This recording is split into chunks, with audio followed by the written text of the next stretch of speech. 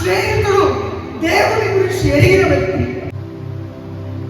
నేను చేసిన ఆ వెగటాలను బట్టి, ఆ మాటలను బట్టి నా దగ్గర దేవుని గురించి చెప్పటం మానేసినాడు.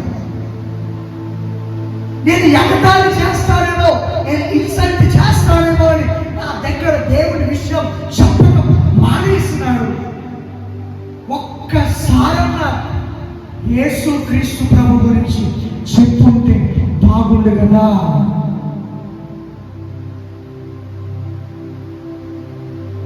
ఒక్కసారన్నా అతని వైపు చూసి చెప్తున్నాను. ఒక్కసారన్నా యేసయ్య గురించి చెప్పుంటే నేను మారేవాడినేమో కదా, నేను రక్షించబడేవాడిని కదా,